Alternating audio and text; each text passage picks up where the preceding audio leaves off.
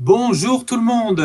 Oui, vous êtes bien sur la chaîne Twitch de Science et Avenir. Tous les jeudis, vous le savez, nous faisons un direct en vidéo avec un scientifique, une scientifique, des scientifiques. Cette semaine, nous avons le plaisir d'être avec deux neurobiologistes que je vais vous présenter dans quelques instants. Mais d'abord, cette chaîne Twitch de Science et Avenir, bonjour M4T, voilà, c'est le premier internaute qui nous rejoint. Cette chaîne Twitch de Science et Avenir, vous commencez à la connaître, puisqu'on s'est lancé en janvier dernier. Tous les jeudis à 17h30, on est ensemble pour 1 heure et demie de direct sur des thèmes qui sont toutes les semaines complètement différents, puisqu'on a pu parler ici de la matière noire, c'est-à-dire de la cosmologie. On a parlé de l'exploration de Mars et de Pluton. On a parlé des araignées, on a parlé du volcanisme, on a parlé des océans. Et cette semaine, on va parler d'un organe absolument extraordinaire qui se trouve entre les écouteurs et la calvitie pour ma part, c'est-à-dire le cerveau. Alors, juste avant de rentrer dans le vif du sujet, Science et Avenir vient de sortir son dernier numéro. C'est en kiosque depuis jeudi dernier. C'est sur les microbiotes. Le pluriel est important, les microbiotes. Science et Avenir, c'est aussi un hors-série. Ma cascade à la Belmondo, comme toutes les semaines. Voilà le hors-série de Science et Avenir, bien mangé. Ça reste 3 mois en kiosque. Et enfin, le dernier magazine dans la panoplie de Science et Avenir, c'est La Recherche. Voilà le trimestriel La Recherche, qui est un magazine livre qu'on peut trouver en librairie et en kiosque. Et aussi en librairie, c'est sa spécificité. Alors bonjour Micha et Asmo, bonjour Thalassa53, bonjour Master Poupou, Sam Molo. Bon voilà, ça y est, ça commence à se presser au portillon. Donc moi, je suis Olivier Lascar, rédacteur en chef du pôle numérique de Science et Avenir. Comme toutes les semaines, je suis avec mon camarade caché, Valentin Collia, le community manager de Science et Avenir, sans qui rien ne serait possible. C'est lui qui fait la régie de cette émission. Peut-être qu'on le verra à certains moments pendant le stream. Mais mes invités, tout de suite, alors, ils sont deux. Vous avez Roland en chemise à carreaux, Roland Salès, voilà, ancien directeur du laboratoire de neurobiologie de l'olfaction au centre INRAE de Jouy-en-Josas. Alors, on va pouvoir expliciter un peu tout ça. Qu'est-ce que c'est que l'INRAE, ce centre de recherche, mais lequel? Bon, on va en parler. Roland Salès, vous êtes aussi auteur d'ouvrages sur la question des odeurs, parce que j'ai dit qu'on allait parler du cerveau, mais on va parler du cerveau d'une façon spécifique. On va parler de la façon dont notre cerveau décrypte les odeurs. On a appelé cette émission « Comment le cerveau renifle ». Donc, vous avez écrit plusieurs livres. Il y a « Odorat et goût » qui est un livre collectif avec, voilà. Donc, ça, c'est un livre quand même un peu costaud, qui s'adresse à un public un peu… 2 ans. Il pèse son poids. Et il y a « Faut-il sentir bon pour séduire ?» Alors ça, c'est un titre très aguichant. On va avoir l'occasion d'en parler. Roland Salès, vous êtes, si je puis dire, très branché sur la vulgarisation scientifique et sur le passage du message scientifique, parce que vous êtes vice-président de S-Cube. Alors, S-Cube, c'est une association de culture scientifique dont vous allez nous parler aussi, qui est basée à Orsay, en Essonne. Mais ça aussi, on va y revenir. Et avec Roland Salès, il y a aussi Nicolas Meunier. Voilà, Nicolas. Bonsoir à tous. J'ai même reconnu quelques personnes que j'ai vues précédemment. Oui, il y a quelques commentaires. Un petit salut à Victor et Mika. Victor, Nac Monreuf, Axas, Gooner 184. Bonjour à tous. Bonjour tout le monde. Alors, Nicolas Meunier, vous êtes directeur de recherche à l'unité de virologie et d'immunité moléculaire de l'INRAE de Jouy-en-Josas. Oui, qu'est-ce que c'est l'INRAE déjà, l'INRAE? L'INRAE, si jamais nos communicants étaient là, ils feraient une crise cardiaque. Ouais. Non, mais l'INRAE, alors c'est l'Institut derrière leur ordinateur. Agronomie, et que je ne dise pas de bêtises moi non plus, puisque nous a rejoint une autre structure qui est plus intéressée sur la partie écologie, dont on a rajouté une partie écologie à l'INRA qui avait une mission à la base plutôt liée à l'agronomie. Après, l'INRA, c'est… Alors peut-être Roland en parlerait quand même mieux que moi, puisqu'il a plus de bouteilles que moi de ce côté-là. Mais on va dire que sur des missions de base très agronomie, on va retrouver un peu toutes les sciences qui vont utiliser beaucoup les animaux comme modèle. Et notamment en ce qui concerne les unités où on a travaillé avec Roland, on est plus basé sur comprendre beaucoup de ce qui se passe de manière générale en sciences fondamentales et notamment en lien avec l'humain en utilisant des modèles animaux. Alors, on a parlé aussi de cette association de vulgarisation des sciences S-Cube, dont vous êtes le vice-président, hein, Roland Salès. Qu'est-ce que c'est S-Cube? Ça fonctionne de quelle façon? Ça organise des expos? Expliquez-nous. Oui, effectivement, S-Cube, c'est une association de culture scientifique qui est très supportée par la communauté des communes du plateau de Saclay, et dont les membres fondateurs sont les grands instituts de recherche et d'enseignement supérieur de Paris, de l'université Paris-Saclay, de ce qui est maintenant l'université Paris-Saclay. On existe depuis 2007 en fait. Au départ, il n'était pas question de l'université Paris-Saclay, et puis finalement, on a, je dirais, récupéré tous les grands acteurs de la science et de l'enseignement supérieur dans ce domaine. L'INRA en particulier est membre, le CNRS, le CEA, tous les grands instituts de Paris-Saclay. Et nous, on fait effectivement des interventions sur le terrain. C'est-à-dire que c'est vraiment notre raison d'être. On va dans les écoles, dans les collèges, on va dans les maisons de jeunes, où on propose des expositions avec visite, manipulation. Mais vous m'avez dit, hein, pendant un entretien préparatoire à cette émission, parce qu'évidemment on se voit avant l'émission, hein, vous m'aviez dit, on va de la crèche à l'EHPAD. Hein. Oui, tout à fait, c'est ça. Il n'y a pas de, rien ne nous arrête. Et on est sur un territoire, il faut bien le dire, particulièrement fertile, parce que Saclay, c'est quand même 1/8 de la recherche publique française. Alors, si on a eu l'idée, si S-Cube a eu l'idée de nous proposer de faire cette émission hein, autour de la façon dont le cerveau capte les odeurs, c'est parce que cette semaine est quand même particulière aussi, c'est la semaine du cerveau. Donc, c'est quelque chose d'un peu rituel qui revient tous les ans. D'ailleurs, ce n'est pas une semaine au sens strict, hein, parce que ça déborde un petit peu. Hein, c'est presque le mois du cerveau. Et en quoi elle consiste, cette semaine du cerveau, que vous connaissez bien aussi, parce que vous avez des fonctions d'organisation dans cette semaine du cerveau, Roland Salès. Ça fait 10 ans que je suis coordinateur national de la semaine du cerveau pour la Société des neurosciences. Alors cette semaine, en fait, officiellement, elle a eu lieu la semaine dernière, mais comme vous dites, elle déborde un petit peu avant, après. Voilà. Donc, on a profité de l'occasion de ce Twitch avec Avenir pour pouvoir donner un aperçu sur l'olfaction au cours de cette semaine. Alors, cette semaine du cerveau, c'est la 23e édition cette année. Alors, si on compte celle de l'année dernière, qui a été évidemment annulée en dernière minute à cause du confinement, ça fait la 23e édition et ça mobilise la moitié des membres de la Société des neurosciences sur le terrain pour organiser.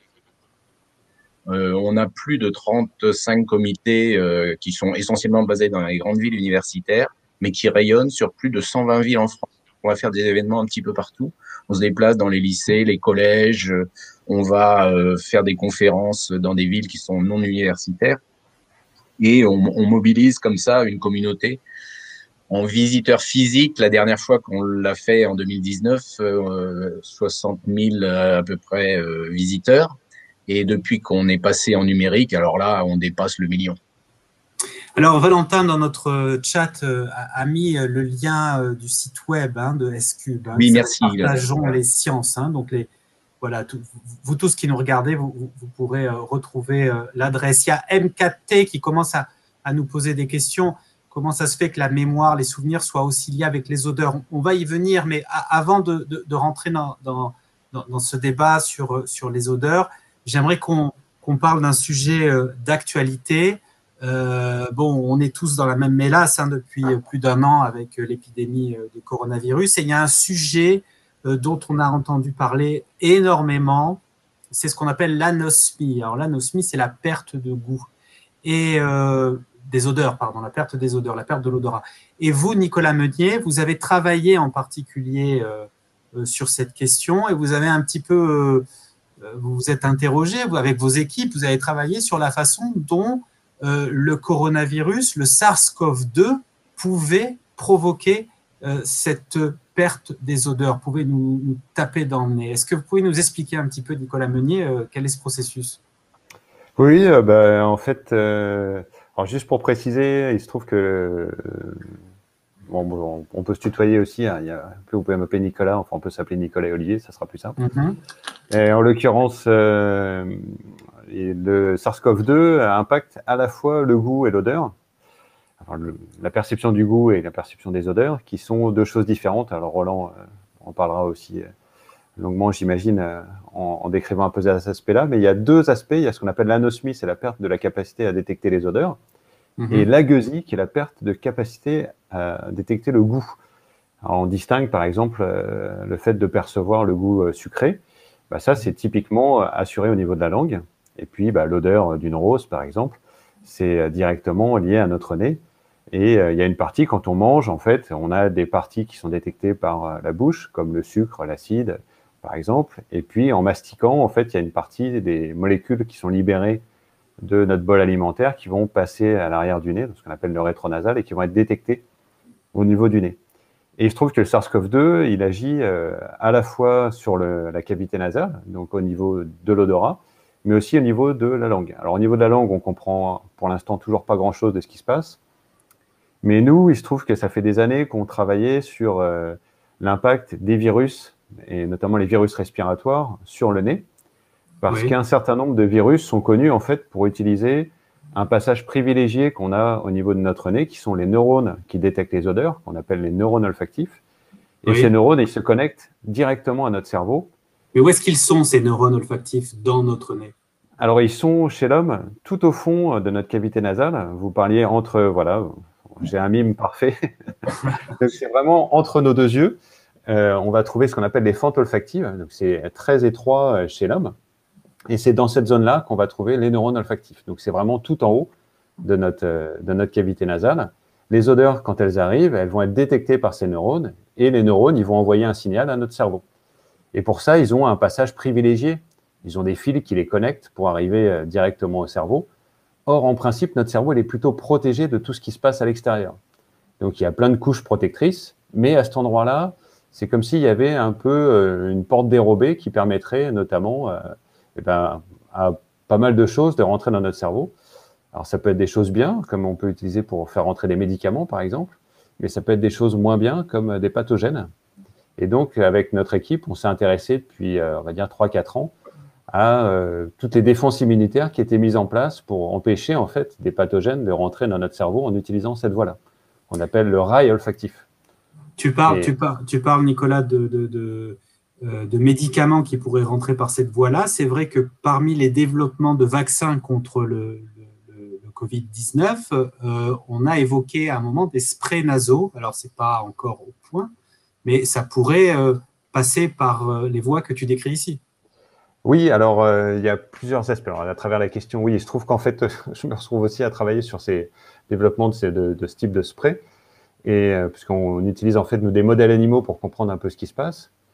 Et pour pas être trop long, l'idée c'est que déjà nous, ce qu'on a pu montrer, on utilise un modèle animal qui s'appelle le hamster, que tout le monde connaît bien, le hamster doré, qui est très très mignon. Et il se trouve que ce hamster, il a des symptômes très similaires de perte d'odorat de ceux qu'on observe chez l'homme. Pourquoi? Parce que le SARS-CoV-2, c'est un virus qui a besoin d'une clé pour rentrer dans nos cellules. Et en fait, plutôt d'une serrure, il dispose d'une clé, on va dire, et il a besoin d'une serrure particulière pour rentrer dans les cellules pour pouvoir les infecter. Et il se trouve que la serrure qu'ont les hamsters est très proche de celle qu'on a chez l'homme. Donc les hamsters vont être infectés par ce virus, donc qui est le SARS-CoV-2, celui qui est responsable de la Covid-19, aussi bien que chez l'homme. Donc on a utilisé ces hamsters pour comprendre un peu ce qui se passait, et on a pu montrer qu'en fait, les cellules qui étaient infectées n'étaient pas les cellules neuronales, les neurones olfactifs dont je vous ai parlé, mais les cellules qui sont autour, qui sont des cellules, on va dire, qu'on appelle des cellules de soutien. Donc ça, c'était rassurant parce que ça veut dire que le SARS-CoV-2, il y a très très peu de chances qu'il puisse rentrer dans le cerveau en utilisant la voie des neurones olfactifs. Donc ça veut dire que les sprays nasaux qu'on utilise ne vont pas être à visée de protection du cerveau, mais plutôt à visée de protéger en fait les cellules qui sont autour des neurones olfactifs pour les empêcher d'être infectés, parce qu'eux, ils vont servir de réservoir pour le virus qui va après aller se propager vers les poumons notamment, où là, il provoque beaucoup de dégâts, mais aussi un réservoir pour aller infecter nos petits camarades qui sont autour de nous, ce qui nous oblige à porter des masques pour éviter que les cellules de soutien dans notre nez autour des neurones olfactifs propagent du virus qui aille infecter plein d'autres personnes. Alors Nicolas, tu as parlé du fait que la question du goût et de l'odorat sont intimement imbriquées. Il y a une question du Sumo du 59 qui a envie de revenir un petit peu sur ces éléments de définition. Pouvez-vous nous expliquer la différence entre le goût et les saveurs et pourquoi 5 saveurs, Roland? 5 saveurs, il y a 5 saveurs? Vraiment, quand j'ai vu cette question, j'ai voulu faire une démonstration. C'est pour ça que j'ai pensé à apporter un petit bout de chocolat. Et chacun de nous, chacun des auditeurs pourra faire la manip chez lui, soit en ce moment, soit après l'émission. Je vous propose une chose. Avant d'avaler ou de croquer ce chocolat, vous vous bouchez le nez. Alors évidemment, je vais nasiller. Vous vous pincez le nez. Ensuite, vous mastiquez. Et vous observez bien si vous avez du goût. Pas simplement. Et au bout de quelques secondes, vous débouchez le nez. Et à ce moment-là, avant, vous ne sentiez rien. Et d'un seul coup, vous allez sentir quelque chose. Tout à l'heure, Nicolas a parlé de la rétro-olfaction, c'est-à-dire que les produits odorants qui sont dégagés lorsque vous mangez, mastiquez quelque chose, ils vont remonter par l'arrière-gorge vers le nez. Et ce qu'on appelle le goût, en fait, c'est essentiellement de l'odorat. Alors nous, on a un terme pour qualifier ça qu'on appelle flaveur. Flaveur, c'est l'ensemble finalement des composés chimiques qui constituent ce qu'on appelle le goût d'un aliment. Donc dans la bouche, on perçoit, alors pas vraiment 5 saveurs, mais enfin on va dire pour simplifier, oui, sucré, salé, acide, amer. Maintenant, on a une saveur qu'on appelle umami. Oui, j'ai lu ça. Alors, voilà. C'est très mystérieux, l'umami. Alors, c'est le goût des protéines, en gros, puisque disons que pour ceux qui connaissent un peu la chimie des protéines, un des acides aminés qui constituent les protéines est l'acide glutamique et le glutamate de sodium, donc, est le composant essentiel du goût umami. Alors, on trouve dans le thon, dans les viandes, dans les tomates, curieusement, et c'est très apprécié dans les cuisines. Alors, il y a Marty Watch qui est en train de faire ton test, Roland, hein, de toute évidence. Wow, c'est dingue ce test avec le nez. Alors, voilà, c'est une bonne occasion de se taper quelques carreaux de chocolat. Il ne faut pas. Voilà, on peut le faire avec des bonbons à la main, on peut le faire avec un tas de choses. Et donc, en fait, on a dit 5 goûts parce qu'on a trouvé, chaque fois qu'on trouve un nouveau récepteur pour un produit sapide, on découvre finalement un support moléculaire pour un nouveau goût. Donc, au tournant des années 2000, on a trouvé les récepteurs pour le sucré, pour l'amer, pour le salé, on avait déjà un petit peu une idée. On a mis beaucoup plus longtemps pour trouver le récepteur du goût acide. On a trouvé aussi le goût umami, donc protéine, on va dire. Et puis maintenant, on a des récepteurs pour le goût du gras. Puis on a sans doute d'autres récepteurs pour les sels minéraux. Pas seulement le sel de cuisine, mais d'autres sels. Parce qu'on sait bien que mettez votre langue sur un caillou de calcaire, par exemple, vous sentez bien que ça a un goût, mais c'est pas un goût habituel et c'est pas du sel de cuisine. Donc en fait, dans la bouche, on a beaucoup plus que 5 goûts, en fait. Mais néanmoins, ce qui donne l'essentiel, la grande richesse des aliments, ce qu'on appelle le goût, c'est essentiellement ce qu'on perçoit dans le nez par l'odorat. Alors, je ne sais pas si vous avez fait référence à cette question-là de Turpo, parce que j'ai perdu la connexion pendant quelques secondes. Un jour, un Japonais m'a dit que umami, c'était le goût des acides aminés. C'est juste, alors c'est plutôt les protéines, hein, tu disais, Roland. Ouais, mais c'est ça, ouais. Ouais, c'est juste. Un bon exemple, c'est la sauce soja, pour ceux qui connaissent ce qu'on utilise. Et puis, il faut savoir que dans la cuisine asiatique, au lieu d'utiliser du sel de table qu'on utilise, donc du NaCl, ils utilisent le sel de glutamate que mentionnait Ronan. Alors, et puis, juste pour ajouter là-dessus, ces saveurs-là sont connues, en fait, pour être ce qu'on appelle des exhausteurs de goût. Donc, le goût umami, le sel de glutamate, comme le sel de table, en fait, permet de faire ressortir la saveur des aliments de façon générale. C'est pour ça que c'est beaucoup utilisé en cuisine et qu'on trouve en général que la nourriture est un peu sans goût, on dit insipide, quand on va la consommer alors qu'elle n'est pas assez salée. Et donc on rajoute un peu de sel et ça fait sortir plein de bonnes saveurs Ce qui explique pourquoi les industriels ont toujours tendance à beaucoup saler pour faire ressortir quelque chose qui n'est pas forcément très bon, et pour que ça passe un peu mieux, mais ça pose d'autres problèmes après quand on mange un peu trop salé. Alors, il y a Hariba 485 qui a aussi dans sa tablette de chocolat. Insan, le test du goût avec le nez bouché. Nicolas, tu as parlé des nerfs olfactifs tout à l'heure, hein, quand on a parlé de l'anosmie. Il y a Anicé67 qui pose la question, est-ce que ces nerfs ils peuvent être simulés, imités avec des tests en robotique? Oui, j'imagine que c'est une référence au nez bioélectronique, je suppose. Oui, donc, il se trouve que c'est des choses qu'on a essayé de développer avec Roland, puis dans le monde entier, beaucoup de gens ont essayé de faire ça. L'idée, c'est quoi l'idée du nez électronique? L'idée, c'est que, en gros, si on entraîne, bon, c'est bien connu pour les chiens renifleurs, mais il y a d'autres animaux qui peuvent être utilisés. Et en fait, même nous, on a l'impression qu'on est nul en olfaction, alors qu'on a un odorat qui n'est pas développé, mais en fait, on est très très fort. On est capable de détecter, par exemple, la molécule qui est dans le gaz, qu'on ne trouve pas dans le gaz de ville normalement. On rajoute, c'est du bêta-mercaptoéthanol, qui est une molécule qu'on détecte à des concentrations extrêmement faibles. Et au-delà de ce que peut permettre parfois la chimie analytique classique.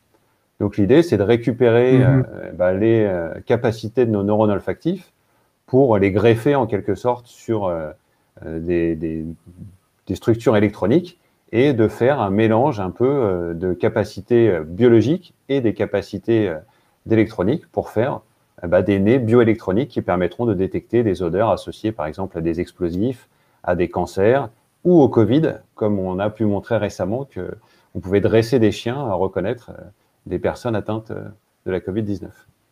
Et au cancer aussi, hein, comme tu le signales ici. Mais alors, on en est où de ces nez électroniques? On a fait des dispositifs qu'on peut trimballer dans une valise et qui vont renifler comme ça à coups d'électrodes ou de microprocesseurs? Ouais, je pense que ce n'est pas encore tout à fait au point. Peut-être Roland est plus au courant que moi de la biblio récente, mais c'est plus des prototypes pour l'instant que vraiment des choses fonctionnelles. Enfin, Roland, peut-être tu peux…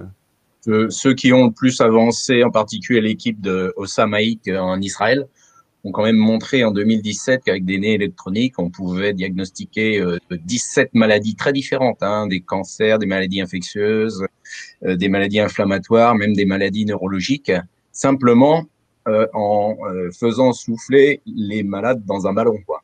On analyse leur haleine et ça suffit à poser un diagnostic avec un taux de réussite moyen de l'ordre de 90%, donc c'est mieux qu'un médecin. Donc c'est vraiment exceptionnel. Il y a une question là qui est très intrigante là, de Sam Molo. Alors c'est à l'époque où on prenait encore l'avion. Est-ce vrai que dans l'avion, le goût des aliments est un petit peu différent? Si oui, à quoi cela est dû? Alors ça, on le raconte toujours, c'est vraiment de la légende urbaine avec le jus de tomate. Le jus de tomate, il y a se tapent leur petit jus de tomate dans l'avion et pourtant, à la vie terrestre, ça arrive beaucoup moins souvent. Donc c'est vrai, il y a une différence de goût? Alors, d'après notre collègue de Dijon, Loïc Briand, qui vient d'écrire Le goût et l'affaire de nez, je vous le conseille, c'est très marrant et il y a plein d'anecdotes. Et en particulier, il répond à cette histoire d'avion. Alors, c'est vrai, il paraît. Moi, j'ai jamais constaté personnellement, puis j'évite de prendre l'avion. Mais effectivement, la pression atmosphérique dans les cabines est inférieure à la pression atmosphérique sur Terre. Hein, c'est à peu près 30% plus bas. On fait des économies, évidemment. Et donc, ça joue un rôle sur, finalement, l'évaporation des molécules odorantes. Et donc, ça peut changer. Alors, ce qu'on appelle le goût, en fait, je l'ai dit tout à l'heure, c'est beaucoup d'odorat. Ça joue beaucoup, justement, sur l'odorat et la volatilité. Donc c'est vrai, les aliments n'ont pas forcément le même goût dans l'avion que sur Terre. Une question de Marilyn Chenuet. Pourquoi est-ce que ce phénomène de perte d'odorat, ça peut arriver aussi lors d'un banal rhume? Et pourquoi ça arrive sans qu'il n'y ait jamais eu ce type de symptômes auparavant? Nicolas, peut-être? Oui, alors c'est quelque chose qui est très bien décrit. Hein. Donc, comme je disais, nous, ça fait quelques années qu'on travaillait sur ces aspects-là et on n'était pas du tout les premiers. Hein. Il y a deux manières de perdre l'odorat en lien avec des virus respiratoires, mais ça peut marcher aussi avec d'autres pathogènes. Le premier, c'est tout bête, ça va être l'occlusion nasale, c'est-à-dire qu'on a du virus qui va se développer dans notre cavité nasale et notre système immunitaire, il va répondre en faisant ce qu'on appelle une inflammation. Alors, l'exemple que tout le monde connaît de l'inflammation, c'est vous vous coupez, qu'est-ce qui se passe? Le lendemain, ça gonfle. C'est parce que vous avez des pathogènes qui commencent à s'installer dans votre peau et votre système immunitaire, votre organisme, il dit « Ouh là là, ça va pas ». On envoie l'armée des cellules immunitaires régler tout ça, et puis c'est la guerre sur place. Donc, c'est un peu la même chose qui va se passer dans notre nez, et ça fait gonfler nos tissus. Et si on fait gonfler nos tissus, il n'y a plus de place pour faire passer de l'air, et d'un coup, on ne sent plus rien. Et puis, on a en général le nez qui coule. Ça, c'est le résultat de toute l'activité en lien avec nos cellules qui essayent de se défendre contre ces pathogènes. Donc ça, c'est une première façon. C'est ce qui se passe typiquement pour les rhumes classiques. Et puis, par exemple, on peut avoir des syndromes grippaux où on a le nez gonflé. Ça, c'est typique. Ça, en général, ça se fait de manière nette parce qu'on peut voir sur des images d'IRM que le nez, il est complètement bouché. On dit d'ailleurs qu'on a le nez bouché. Et puis, il y a eu le cas de la Covid-19 où là, c'était très intriguant, c'est que les gens n'avaient pas le nez bouché, mais perdent l'odorat. Donc, il y a peut-être parmi les auditeurs des gens qui ont subi ça. Donc, c'est très déroutant parce que c'est une perte brutale sans aucun signe d'inflammation, de nez qui coule, de nez gonflé. Et donc, ça a beaucoup inquiété au début la communauté scientifique pour la raison que j'évoquais précédemment, qui était une potentielle infection des neurones olfactifs et donc un potentiel passage du virus vers le cerveau. Mais bon, c'était inédit, ça, Nicolas. Alors, c'est pas totalement inédit, mais c'est extrêmement rare. Voilà, il y a des virus qui étaient connus déjà pour attaquer les neurones olfactifs et en détruire une partie. Mais bon, c'est très particulier, quoi. Quelqu'un qui dit que ça a duré. Dit qu'elle n'avait pas, voilà, elle n'avait pas le nez bouché. Ouais, donc Marilyn, fait partie de ceux pour qui ça se passe très bien. C'est-à-dire, c'est jamais agréable de perdre l'odorat et c'est très déroutant. Mais malheureusement, tout le monde n'a pas cette chance et il y a ce qu'on appelle les Covid longs où des gens ne récupèrent pas plus de 6 mois après avoir perdu l'odorat et c'est très, très perturbant, notamment pour les relations sociales. Alors, je pense que Roland pourra en parler beaucoup, mais on s'est rendu compte notamment qu'il y avait un état de veille de notre inconscient, en fait, d'observation de l'environnement qui était assuré par notre nez. Et en fait, l'idée, c'est que notre nez nous signale en permanence des potentiels dangers auxquels on ne fait pas attention. Notamment, une personne qui nous entoure qui est malade, on est capable de sentir, on ne s'en rend pas compte, mais que cette personne est malade. Il y a une expérience incroyable qui a été faite par une équipe israélienne. Je pense que c'est souvent eux qui font ça.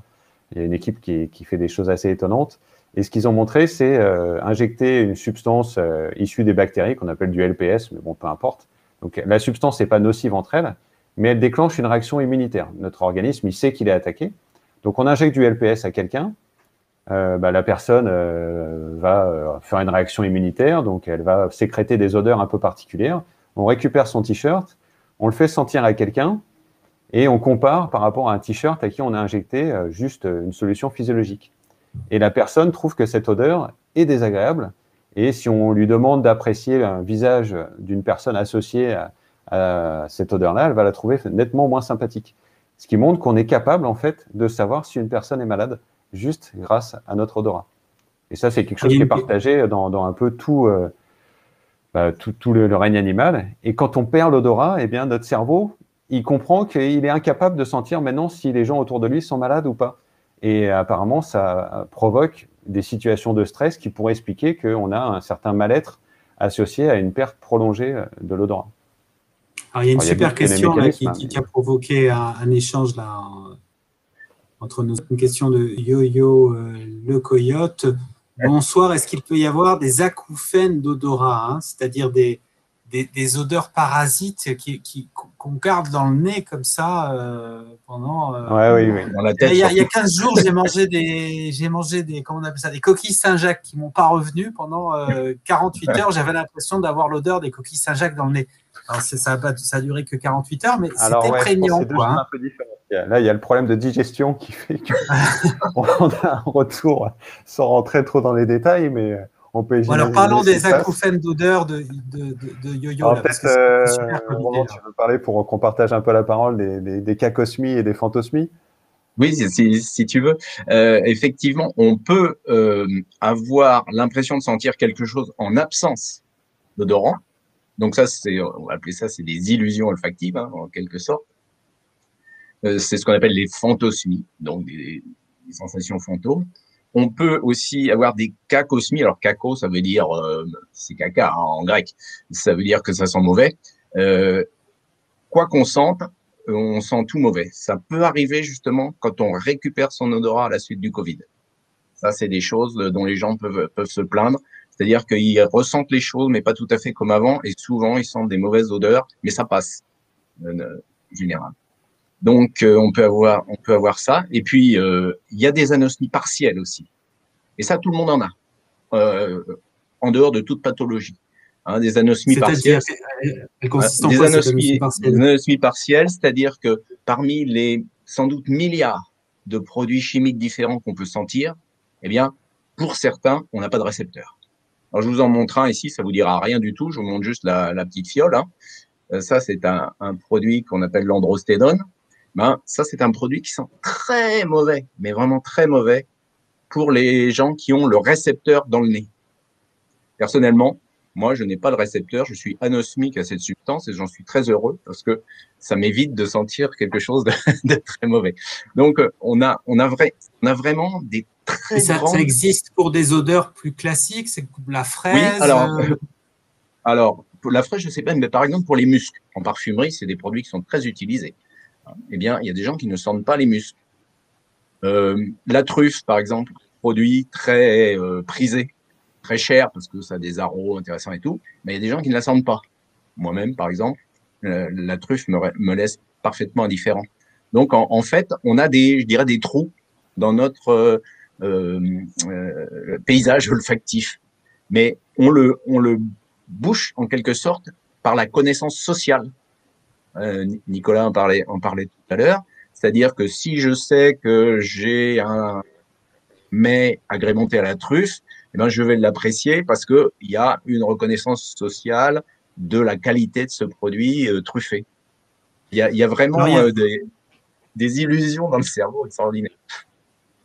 Il y a Marilyn Chenuet, rien depuis 10 secondes. Alors nous, on a le son là, hein. Je pense que ça vient. Il y a des trous de temps en temps. Marilyn. Kobiak confirme, ma grand-mère ne sent pas les muscles. Voilà, il y a un des internautes qui nous remercie pour le stream. Roland, l'odorat, c'est quand même l'odorat chez l'être humain, il est quand même plus qu'il a été. Ce que je veux dire, c'est que est-ce que le fait qu'on soit passé de quatre pattes à la bipédie et que donc le nez s'est éloigné du sol, est-ce que ça ne s'est pas accompagné d'une perte de la sensibilité et de la qualité de l'odorat? Alors, sans doute pas. Dans notre espace, européen, occidental, c'est quand même un sens qui a été, on va dire, au minimum oublié, voire dévalué par pas mal de philosophes. L'un des plus grands philosophes. Il y a une citation de Freud dans le bouquin Odeur et dans le premier de tes livres là qu'on a cité, qui dit que la perte de la qualité de l'odorat est un signe de civilisation. Oui, alors c'est ce que disait Freud. On n'est pas obligé de le croire. L'idée actuelle est de réhabiliter considérablement l'odorat. Alors, il y a une personne qui a particulièrement travaillé sur la réhabilitation de l'odorat depuis plus de 40 ans maintenant, c'est Annick Le Guerrer, qui a écrit beaucoup de livres sur le parfum, le pouvoir des odeurs. Mais en fait, nous, on oublie une chose, c'est que l'odorat, il nous sert beaucoup dans l'alimentation, et je l'ai montré tout à l'heure avec ce qu'on appelle le goût, qui est en fait beaucoup d'odorat. Et ça, on en a fait même non seulement un objet important pour détecter la qualité de ce qu'on mange, mais aussi pour développer des arts autour de la gastronomie, etc. Et puis, il nous reste quand même 400 gènes de récepteurs olfactifs dans notre génome. Et si on fait un petit calcul du nombre de combinaisons d'odeurs qu'on peut sentir avec ça, on s'aperçoit qu'on a des capacités olfactives extraordinaires qui sont peut-être pas l'équivalent du chien, mais le chien est complètement orienté vers la détection olfactive, mais qu'on s'en sert vraiment très peu, nous, simplement pour des raisons culturelles.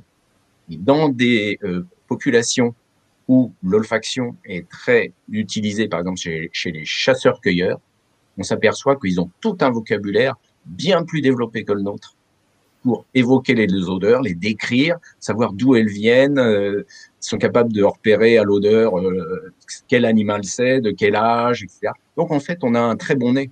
Chez nous, on s'en sert pas, c'est tout. Enfin, on est surtout non conscient de s'en servir, parce que comme l'a dit Nicolas tout à l'heure, on s'en sert tout le temps. Je dirais en quelque sorte déjà nous sentir nous-mêmes ma propre odeur, ben déjà ça me rassure. Sentir les autres, même si j'y pense pas, c'est aussi, ça fait partie de nos relations sociales. Et dans la relation amoureuse, l'odeur de l'autre est capitale. Alors, justement, bon, y a une question sur les maladies neurodégénératives qu'on prendra tout à l'heure, mais puisqu'on parle de relations amoureuses, Yo-Yo le Coyote pose la question, est-ce qu'on peut tomber amoureux seulement avec des odeurs? J'aimerais que Valentin, si tu peux nous passer quelques images de ce film, Le Parfum, en tout cas de l'adaptation qui a été faite au cinéma du bouquin de Patrick Süskind. Ce livre de Patrick Süskind, il raconte l'histoire d'un Français, ça se passe en France, qui s'appelle Jean-Baptiste Grenouille, qui a une extrême sensibilité aux odeurs et qui devient un tueur en série pour capturer, isoler des odeurs chez ses victimes afin de constituer un parfum qui a le pouvoir de rendre amoureux de la personne qui le porte, celui qui le sent. Est-ce qu'on peut comme ça, alors d'abord, cette relation à l'autre, est-ce qu'on peut tomber amoureux par le truchement des odeurs, Roland? Alors dans l'espèce humaine, peut-être pas. Par contre, l'odeur de l'autre peut être une raison de répulsion. Je dis toujours, quand on divorce, c'est qu'on peut plus se sentir. Ouais. En fait, je me suis aperçu de plusieurs choses. Par exemple, dans une sortie d'une de mes conférences, il y a une dame qui vient me voir et qui me dit « Mais moi, c'est extraordinaire. Une fois dans un supermarché, j'ai senti un homme qui passait et il avait l'odeur de mon ex. » Et donc, je l'ai suivi quasiment inconsciemment, tellement cette odeur m'avait marqué, tellement j'ai eu le plaisir à la retrouver. Mais par contre, j'ai eu beaucoup de confidences de femmes, en fait, sur ces aspects. Une amie me dit, mais j'ai vécu quelques années avec un homme, bon, je l'aimais beaucoup, mais au bout d'un moment, son odeur m'était complètement insupportable et on s'est séparés. Donc, il y a incontestablement une perception olfactive dans le rapport amoureux. Ce dont on s'aperçoit aussi, Nicolas parlait tout à l'heure de faire porter des t-shirts aux gens, on s'aperçoit que quand on propose à une personne plusieurs t-shirts, dont un qui a été porté par son conjoint ou sa conjointe, on s'aperçoit qu'en général, dans les couples constitués, eh ben, c'est l'odeur de ce t-shirt qu'il ou elle préfère. Donc, en fait, il y a un rôle des odeurs qu'on ignore habituellement. Il y a un moment où les odeurs sexuelles jouent un rôle important, c'est au moment de l'ovulation chez la femme. Donc pour les femmes qui ne prennent pas la pilule, au moment de l'ovulation, elles sont plus réceptives à l'odeur de mâle et réciproquement, les mâles sont plus sensibles à l'odeur de la femme au moment de l'ovulation. Néanmoins, dans le film, alors il y a Sam Molo, je crois, qui dit super, je ne savais pas que c'était ça le pitch du film, je vais le regarder. Alors, je ne sais pas ce que vaut le film, il y a quelques années, hein, il date de 2013.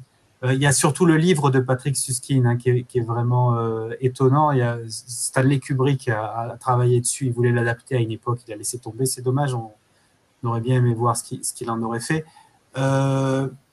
Dans cette intrigue du parfum, Grenouille, il attrape les odeurs comme certains attraperaient des papillons. Est-ce qu'on peut comme ça isoler aussi finement une molécule odorante, Roland ou Nicolas? Je ne sais pas qui veut répondre à ça. Pardon, j'ai pas compris, j'étais en train de lire les commentaires. Je disais, est-ce qu'on peut choper comme certains vont attraper un papillon avec un filet, est-ce qu'on peut attraper comme ça une molécule odorante aussi précisément? Ouais, c'est la base de la parfumerie. C'est comment on tire à partir des huiles essentielles. On peut extraire des molécules qui sont dites volatiles, donc qui vont se retrouver dans l'air.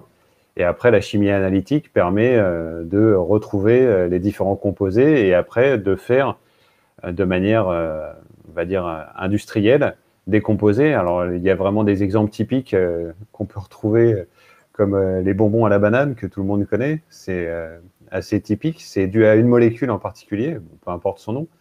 Mais ce qui est assez rigolo, c'est que… Ah bah voilà, Roland avait prévu cette année, j'imagine. Et ce qui est rigolo, c'est que c'est une molécule, si on la fait sentir, presque tout le monde va dire « Ah bah ouais, c'est la banane ». Et on va la retrouver typiquement dans des yaourts aromatisés à la banane. Mais ce n'est pas la molécule principale qu'on trouve dans les vraies bananes. Mais comme on a été éduqué quelque part à reconnaître et à associer les bonbons à la banane à cette odeur, eh bien, la plupart des gens vont dire « Bah oui, ça sent la banane ». Les chewing-gums à la menthe, eh bien, la plupart des industriels ne s'embêtent pas à extraire de la menthe. Bon, je vois que je suis en train de marcher sur les plates-bandes de Roland, mais bon, forcément… J'illustre. On a la même formation. Et c'est tout simplement de rajouter des molécules de menthol. Voilà, on va mettre du menthol et puis c'est parti. Oui. Dans le domaine de l'industrie, puisqu'il y a plusieurs questions sur ces domaines-là, c'est vrai que l'odeur a permis de signer certains produits. Hein. Il y avait, alors moi, à mon époque, on avait la colle Cléopâtre, qui est citée aussi dans le livre de Roland. Voilà, il en a une sous la main, qui a cette odeur d'amande un peu particulière. C'est l'amande amère. Il y avait aussi dans le livre, tu cites la pâte à modeler Plaido. Là, je suis sûr que vous avez tous eu ça. La pâte à modeler Plaido, qui a aussi cette odeur très particulière. L'odeur, elle est partout dans le marketing et dans l'industrie aujourd'hui. Roland. Oui.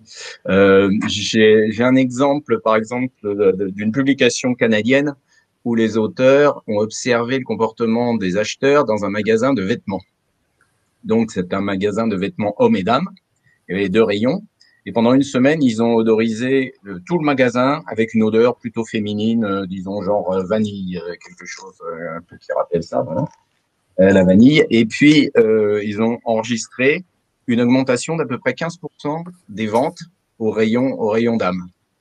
Et puis, la semaine suivante, ils ont inversé l'odorisation. Ils ont pulvérisé une odeur plutôt jugée masculine, une rose un peu épicée.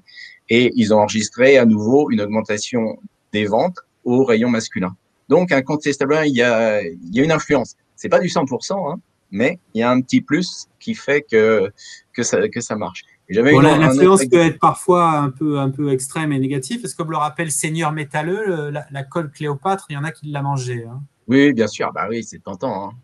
Alors, je t'ai interrompu, oui. Oui, j'avais un autre exemple qui est assez marrant. C'est une banque à succursale en Bourgogne qui voulait donner un coup de jeune à ses locaux, améliorer l'ambiance et tout. Et donc, le moyen le moins cher qu'ils ont trouvé, c'est d'odoriser les lieux. Et quand ils ont fait l'enquête auprès des clients, les clients ont répondu qu'ils avaient trouvé le nouvel aménagement très, très intéressant, beaucoup plus dynamique, beaucoup plus jeune, alors qu'ils n'avaient rien changé du tout à l'aménagement. Ils avaient juste diffusé une odeur différente. Alors, il y avait une super question là, de Breton Victor, Flo Kaupo l'a remarqué aussi, qui dit « Quand on rêve, on a la sensation d'entendre, on peut avoir la sensation de vertige, on voit des choses, mais on n'a jamais des sensations d'odeur. Pour quelle raison ?» Peut-être je peux répondre, Roland, si tu as… Oui, bien sûr. Ça rejoint vraiment ce que disait Roland. C'est une question de culture, en fait. Et qu'est-ce qui se passe en fait quand on rêve? Donc c'est une question un peu plus générale. Et qu'est-ce qui se passe quand on dort de façon encore plus générale? Beaucoup de théories désormais pensent que le sommeil sert essentiellement à faire du tri dans les souvenirs qu'on a accumulés dans la journée, notamment à éliminer 99% de ce qui s'est écoulé dans la journée et de sélectionner les plus pertinents. Et évidemment, comme socialement, eh bien, on ne fait pas vraiment attention aux odeurs, il est logique que ces sensations ne soient pas celles qui apparaissent au moment des rêves. Ce qui serait intéressant, c'est d'aller interroger les peuples qui sont encore sur une coutume où les odeurs ont une grosse importance, dont les fameux cueilleurs, chasseurs dont parlait Ronan, et savoir si eux rêvent des odeurs. Faudrait voir là parmi les internautes s'il n'y a pas quelqu'un qui a déjà rêvé d'odeur. Moi, il me semble que ça m'est déjà arrivé d'avoir des sensations de quelqu'un qui sentait très mauvais pendant un rêve. Donc, je pense que c'est tout à fait possible en fait. Valentin rappelle qu'on a fait un papier, on a fait une vidéo. C'était notre journaliste Hannibal Wachit qui avait fait cette vidéo. Il avait interrogé des personnes aveugles de naissance. C'est une super vidéo où ces gens racontent comment ils rêvent, et certains disent qu'ils rêvent avec des goûts et des odeurs. Valentin a mis le lien de cette vidéo. J'en profite pour faire une petite parenthèse. Vous savez que cette vidéo, cet entretien se stream sur Twitch. Là, on a commencé à 17h30. Vous pourrez le revoir en replay sur la plateforme Twitch, mais ça ne dure pas très longtemps.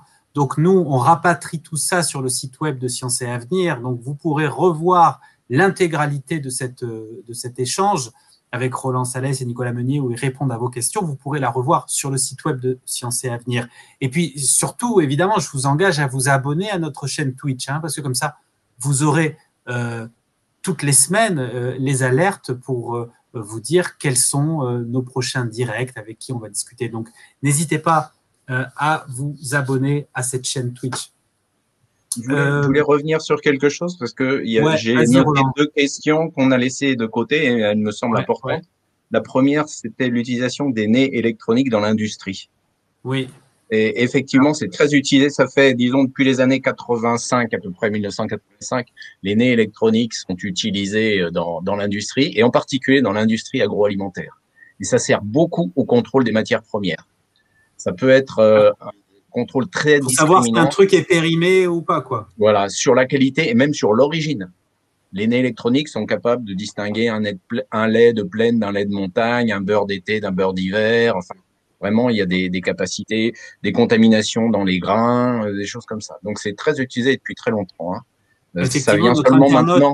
Seigneur Métalleux posait la question, est-ce que ça peut permettre de détecter un produit qui est infecté à la listériose, quoi? Oui, tout à fait. Ouais. Ça, des choses comme ça, c'est tout à fait détectable. Et l'autre question qu'on a laissée de côté, c'est dans le rapport amoureux, est-ce que la génétique joue un rôle en quelque sorte, et en particulier les gènes du soi et de l'immunité. Alors là, Nicolas, comme il travaille dans un laboratoire d'immunité, il doit pouvoir répondre sur ce.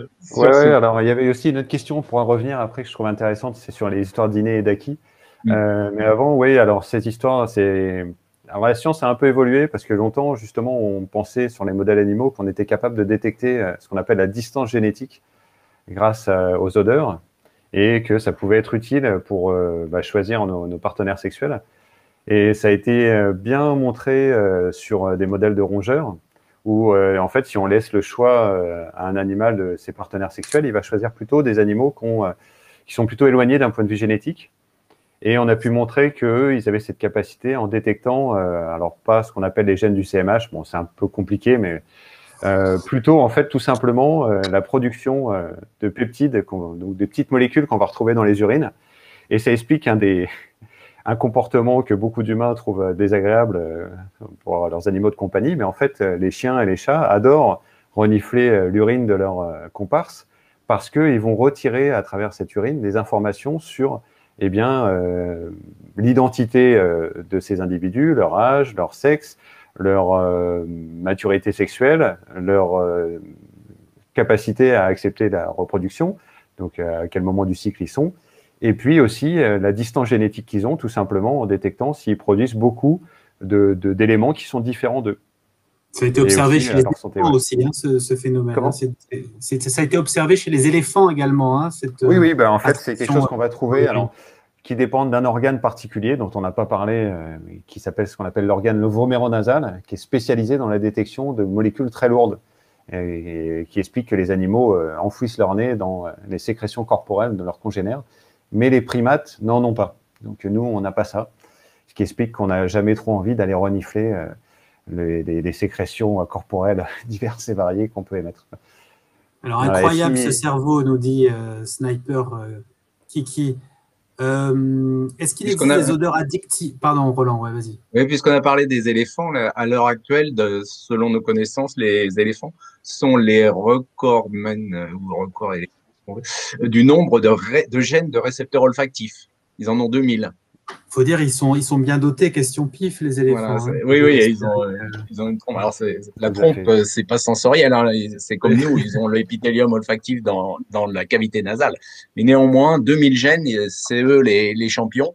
Et puis, les rats, les souris tournent aux alentours de 1000 gènes et les humains autour de 400 gènes. Il faut relativiser ça au nombre de gènes de notre génome. Tous les vertébrés comme les mammifères, on a à peu près 22-23 000 gènes.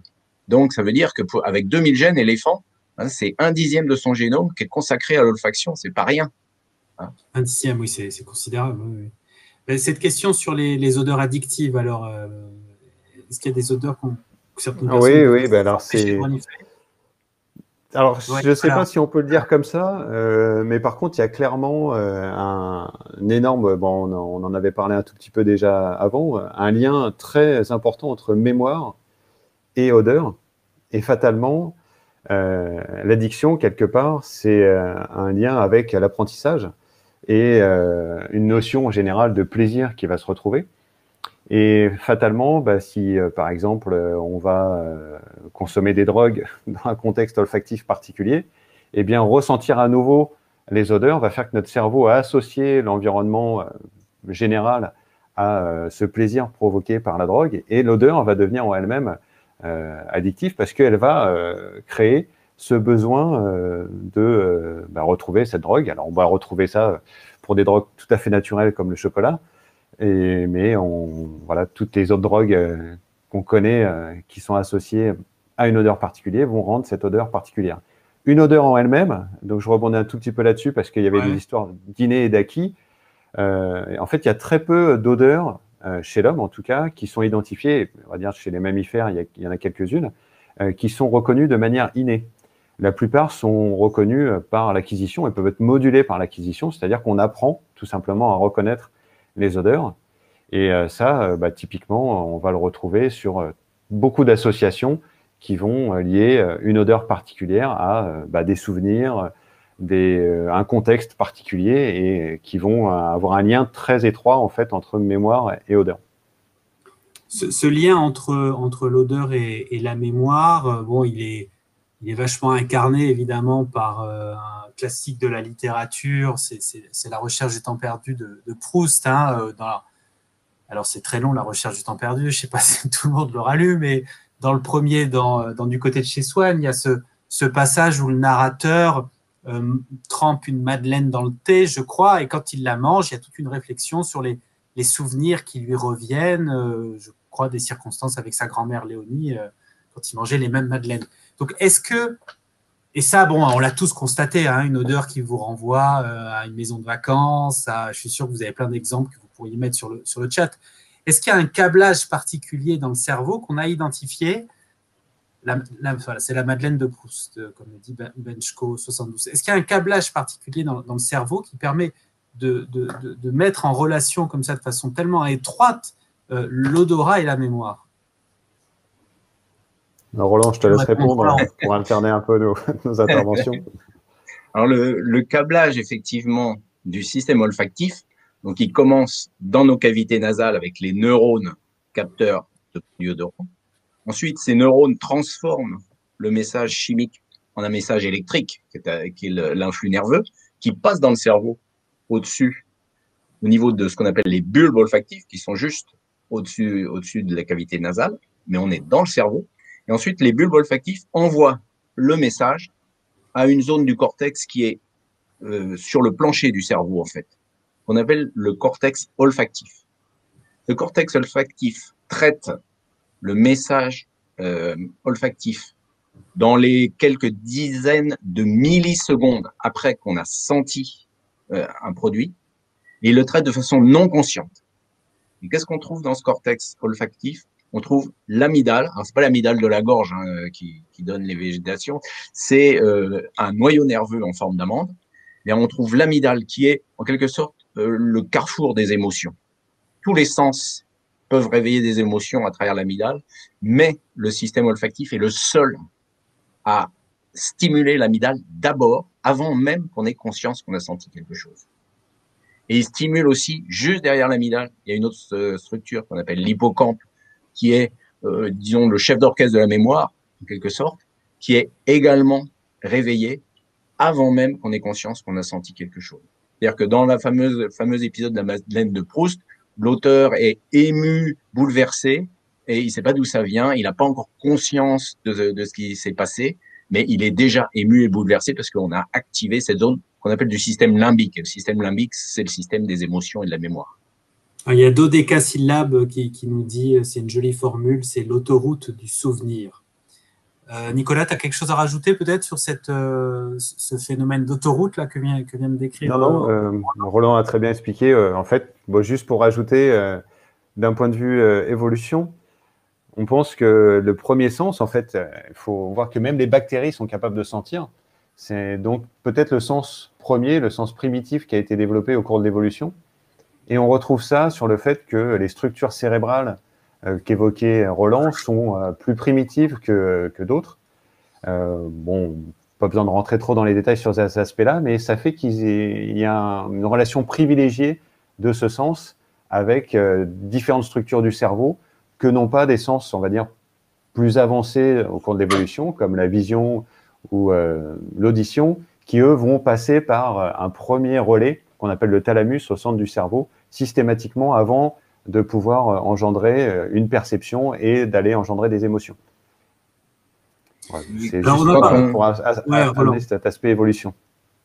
Quand on regarde la taille relative du cerveau et des bulbes olfactifs, alors notre cerveau, hein, chacun en a une idée, ça pèse environ 1,4 kg. Les bulbes olfactifs, c'est tout petit, c'est à peine grand comme la pointe de mon stylo. Si on regarde le cerveau d'un requin, ben les bulbes olfactifs, ils sont gros comme mon pouce, et son cerveau, il est aussi gros comme mon pouce. Et les requins sont des chasseurs redoutables qui sont réputés sentir une goutte de sang dans une piscine olympique. Donc, ils ont un odorat absolument fantastique. Et c'est lié à cette surpuissance, en quelque sorte, de leur système olfactif. Alors, il y avait une question de Micha Asmo qu'on n'a pas effleurée, on l'a à peine citée tout à l'heure. Elle posait la question, ou il posait la question, je ne sais pas, cet internaute, du lien entre la perte de l'olfaction qu'on a développée précédemment et les maladies neurodégénératives. Est-ce qu'il y a un lien est-ce que c'est un marqueur courant, je ne sais pas, dans Parkinson, dans Alzheimer, Nicolas? Oui, alors juste, avant de rebondir sur cette question, je voulais juste dire 2 mots sur la capacité à s'orienter sur les odeurs. Il y a quelqu'un qui posait cette question, est-ce qu'on peut voir quelque part avec les odeurs? Et c'est assez fascinant de se rendre compte que, encore l'équipe israélienne dont je parlais, qui ont fait beaucoup d'expériences assez rigolotes, ont amené des étudiants, parce que c'était les seuls qui voulaient se prêter au jeu ou qui ont peut-être été payés pour faire cette manip, je ne sais pas. On leur a mis un casque, on leur a mis un bandeau sur les yeux, donc ils n'entendaient rien, ils ne voyaient rien, on leur a mis des gants, ce qui faisait qu'ils ne touchaient rien. On les a mis dans un champ, on leur a dit, vous mettez le nez par terre et vous essayez de retrouver une piste odorante et de remonter une piste odorante. Et on pourrait dire, non, on n'est pas des chiens, on n'est pas capable de faire ça. Et en fait, on est capable de faire ça. Et si on est capable de faire ça, c'est parce qu'on a 2 trous de nez. Et si on a 2 trous de nez, ça veut dire que on est capable, notre cerveau est capable de savoir si on a plus d'odeurs qui arrivent sur la narine gauche ou sur la narine droite. Et ça permet comme ça de nous orienter. Ce qui paraît incroyable, parce qu'on n'a pas des trous de nez qui sont… Alors, ça dépend des gens, mais en général, il n'y a pas beaucoup de variations. Il y a peut-être un petit centimètre qui va séparer nos 2 narines, mais notre cerveau est capable de dire il y a plus d'odeurs qui arrivent dans telle narine, donc la source odorante, elle vient de ce côté-là, et comme ça, on peut remonter une piste odorante, comme un chien peut le faire, ou comme d'autres animaux. Donc, on est capable, quelque part, de voir un peu grâce à notre nez. On s'oriente à la narine. Voilà. Et alors, sur cette question des maladies neurodégénératives, oui, désolé, non, mais tu as raison. Donc, oui, alors, c'est quelque chose qui est connu, en fait, depuis longtemps. C'est que pour, typiquement, Alzheimer ou Parkinson, parmi les premiers signes, en fait, de dégénérescence au niveau cérébral, c'est la perte de l'olfaction, à tel point que est inclus maintenant dans des tests de détection précoce, en fait, de ces maladies, des tests de capacité olfactive avec ce qu'on appelle des sniffing stick tests qui sont bien calibrés pour permettre de donner les capacités olfactives des gens.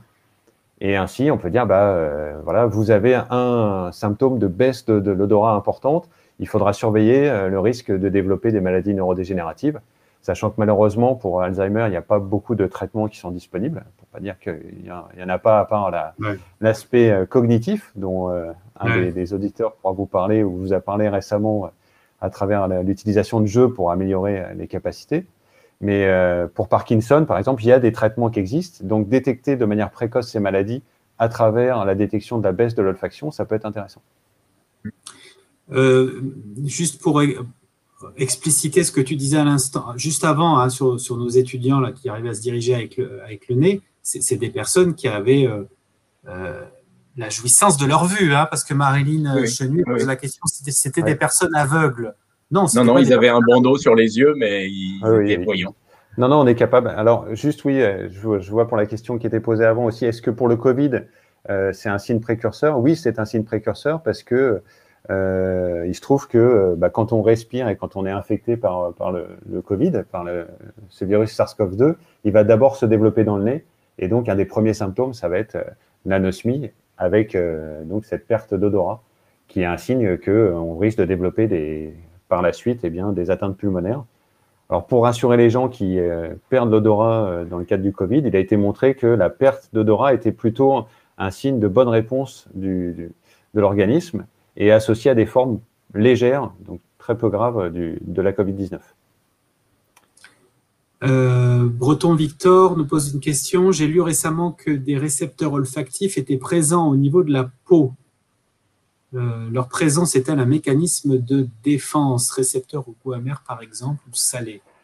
Alors au niveau de la peau… Alors au niveau de la peau, je ne sais pas. En fait, ce qu'il faut voir, c'est que les récepteurs olfactifs, il y en a partout. Roland pourra aussi compléter largement.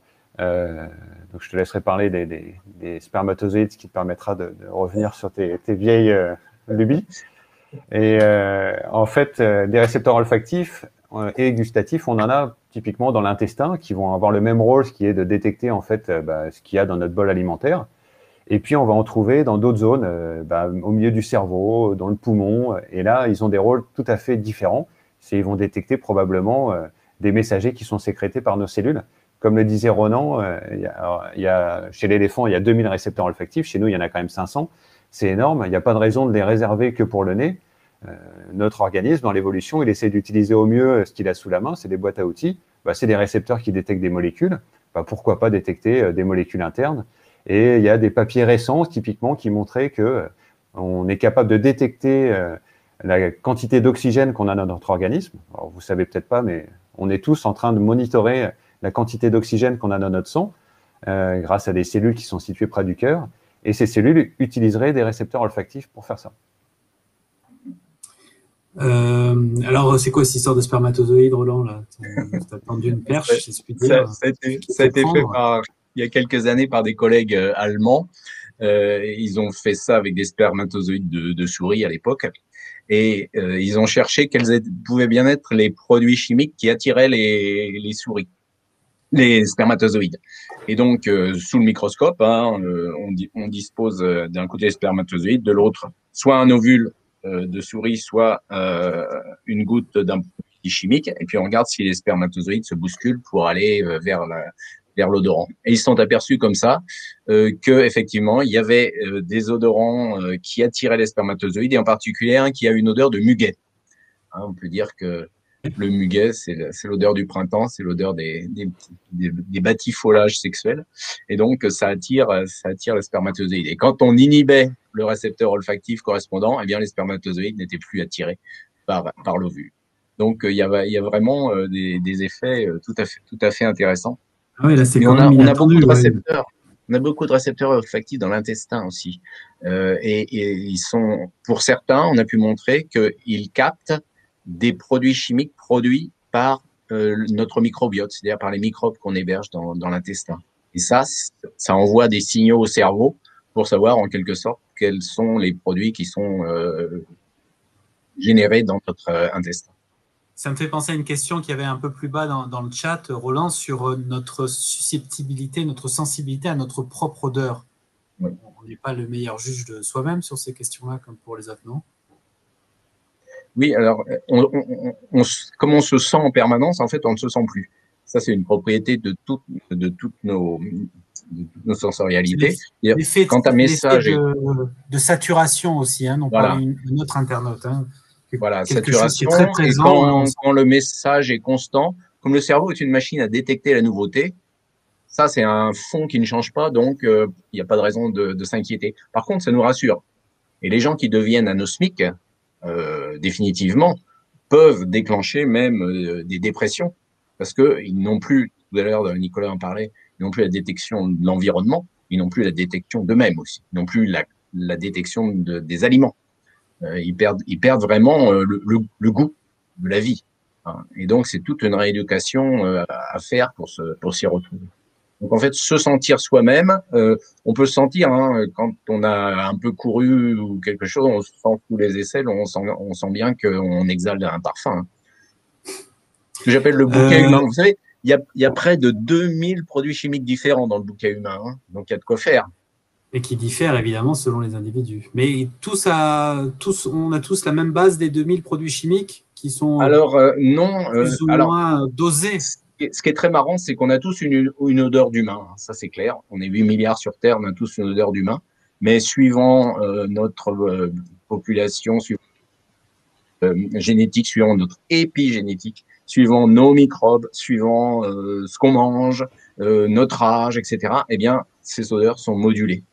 Donc, il y a une odeur de base, si on veut, et puis qui est décorée par nos différents environnements ou génétiques ou ce qu'on mange.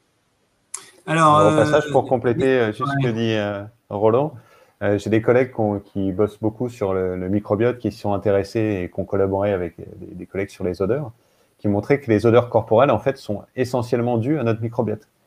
Donc, c'est essentiellement la transformation et puis évidemment la production à travers notre microbiote intestinal qui va énormément influencer notre odeur. Donc, l'alimentation joue beaucoup aussi sur notre odeur.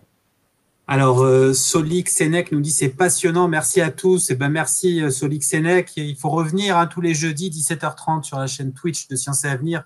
Toutes les semaines, on parle d'un sujet scientifique différent. Nicolas, tu parles de microbiote, donc je saisis la balle au bon, puisque c'est le dernier numéro de Science et Avenir, la recherche, microbiote au pluriel. Il est en ligne, il existe aussi, il est disponible en version numérique, il est en kiosque également depuis jeudi dernier. Science et Avenir, la recherche. Oui, Marilyn, tous les jeudis à 17h30 pour 1h30 de direct, et il ne nous reste plus qu'un quart d'heure, mine de rien. Il y avait une question là de Sumo, oui. Ouais, sur les poissons, c'est intéressant ça. Ouais, voilà, c'est ça. Alors Sumo, il dit une question con. Il n'y a pas de question con. Il n'y a pas de question con. On n'est pas expert. Non, les des poissons et de l'odeur. Alors oui, est-ce que les poissons, ils sentent bien dans l'eau. Oui, ils sentent bien dans l'eau. Oui, il y a le requin dont tu parlais tout à l'heure. Le requin. C'est ça. Alors, le Carcharodon carcharias, c'est pas tout à fait un poisson, mais disons, on va l'assimiler. Mais il y a deux choses auxquelles il faut penser. C'est que le bébé, dans le liquide amniotique, dans le ventre de sa mère, il sent son nez dans le dernier trimestre de la grossesse. C'est-à-dire que les produits qui sont dissous dans le liquide amniotique, ils passent dans son nez et il les sent. Et l'odeur de sa mère, il l'oubliera jamais. Hein, le vieux bébé de 80 ans, il a toujours l'odeur de sa mère en tête. Et puis, d'autre part, nous, on a une respiration aérienne, mais notre épithélium olfactif dans le nez, qui est il est recouvert d'un mucus. Un mucus, quand on se frotte l'intérieur de la bouche, hein, c'est glissant, c'est un peu visqueux. Le mucus, c'est un gel d'eau, c'est de l'eau en fait. Donc il est recouvert par de l'eau. Et troisième chose, c'est que à travers l'évolution, donc plus de 500 millions d'années d'évolution, on a hérité nous-mêmes, mammifères et humains, d'une centaine de gènes de récepteurs hérités des poissons. Donc, on a effectivement un équipement de récepteurs olfactifs qui nous permet de sentir dans l'eau. Et alors, les gens qui ont un peu l'habitude de la piscine, moi, je fréquente pas mal hors Covid, on s'aperçoit qu'on peut sentir dans l'eau, oui. Enfin, pas seulement l'odeur de chlore, hein, mais des odeurs ambiantes. Il y a une question de Micha Asmo, alors, qui reboucle bien avec ce qu'on a dit précédemment. Puisqu'on a parlé de la perte d'odorat comme un marqueur de certaines maladies. Mais on n'a pas encore parlé de la façon dont on pouvait utiliser les odeurs comme thérapie pour soigner, alors soit quand on est malade, ou alors pour adoucir certaines situations.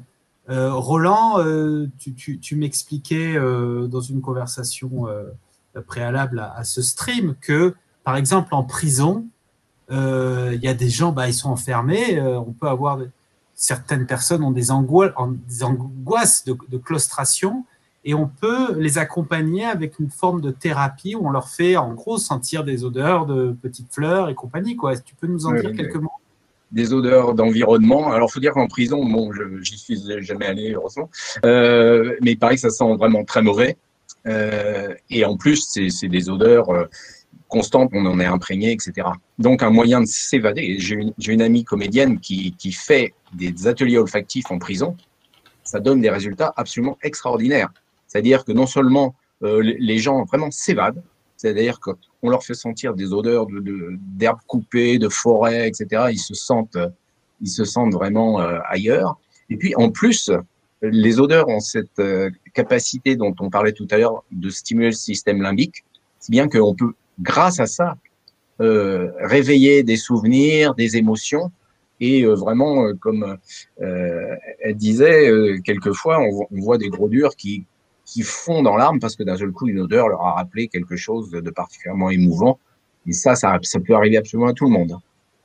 Alors, comme là, on recite la Madeleine de Proust, Asirem RDS. Asirem RDS, vous pourrez revoir le replay de l'émission sur le site web de Science et Avenir et vous verrez ce qu'on a dit sur la Madeleine de Proust précédemment. On a parlé des poissons, on a parlé des chiens, on a parlé des éléphants, on n'a pas parlé des oiseaux. Et il y a une question sur les oiseaux parce qu'il y a un internaute qui dit on dit que les oiseaux n'ont pas d'odorat, mais si on touche un oisillon pour le remettre dans son nid, les parents l'abandonnent. Alors, qu'est-ce qu'on peut dire de ça, Nicolas? Alors, c'est un peu comme le mythe que l'homme a une olfaction qui est déficiente par rapport à d'autres animaux, comme voilà, le chien, typiquement.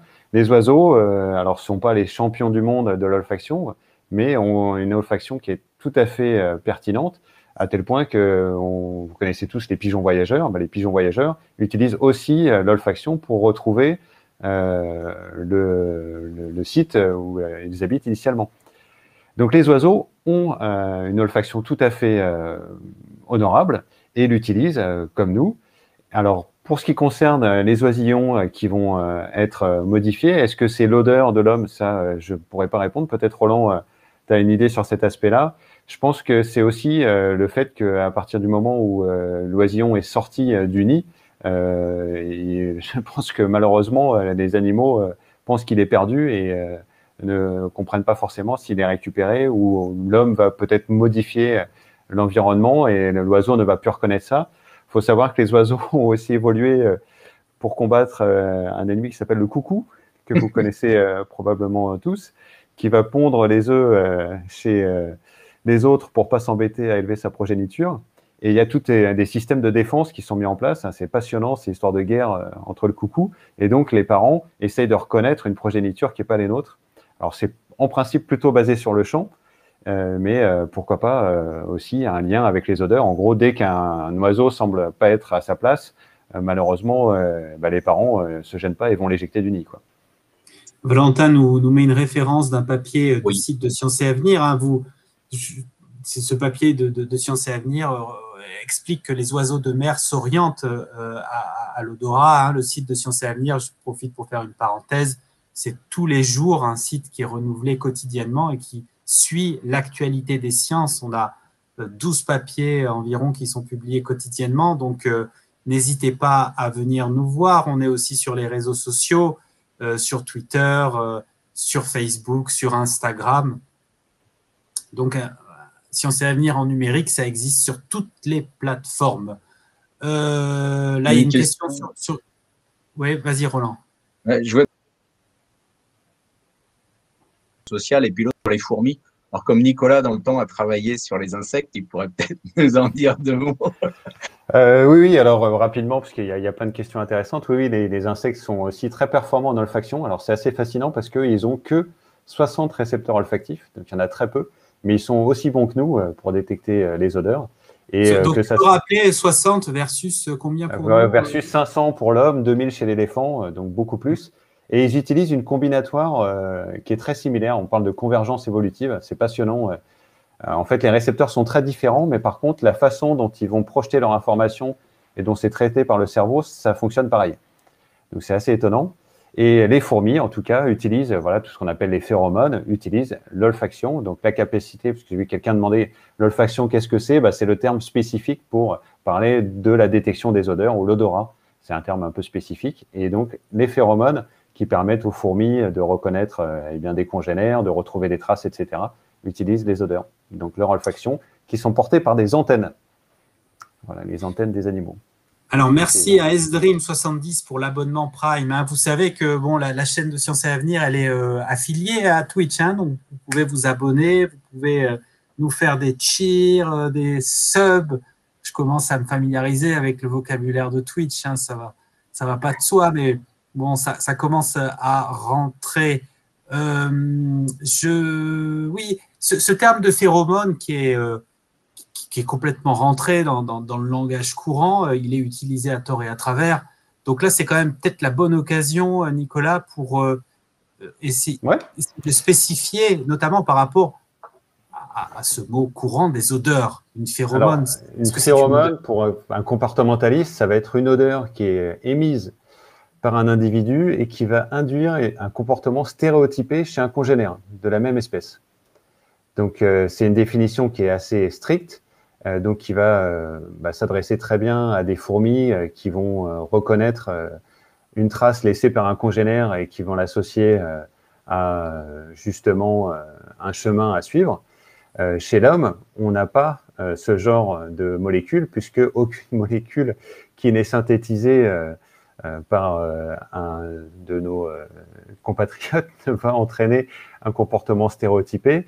Ce genre de choses, on va les trouver beaucoup chez les animaux comme les rongeurs, où c'est très bien décrit, avec des phéromones qui vont dicter en fait presque tous les comportements sociaux, des comportements qui vont induire des reproductions, avec parfois des choses un peu aberrantes qui vont pouvoir se faire quand les animaux perdent cette capacité-là. Donc, typiquement, si on prend un exemple d'un animal, on peut spécifiquement empêcher en fait une partie de ce qu'on appelle l'organe voméronasal de fonctionner. Donc, il n'y a plus que la partie qu'on appelle l'épithélium olfactif principal, donc ce que nous on possède. Eh bien, si on enlève ça, eh bien, les animaux vont perdre la capacité d'attaquer un congénère. Donc, par exemple, une souris femelle qui est assez petite, si elle a tout son système olfactif qui fonctionne, dès qu'il y a un mâle qu'on met en contact, elle va l'attaquer. Si on lui enlève son organe voméronasal, elle ne l'attaque plus. Donc, ça dicte vraiment énormément des comportements.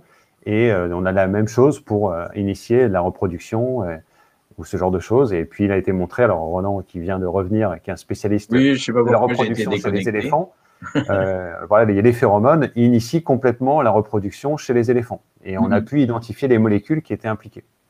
Alors, Roland, vous avez un fan hein, dans l'auditoire, là, Quantum GGTV, et qui a parlé à plusieurs reprises de ce traitement OSTMR. Alors, il y a eu un papier dans le Parisien cette semaine sur ce traitement.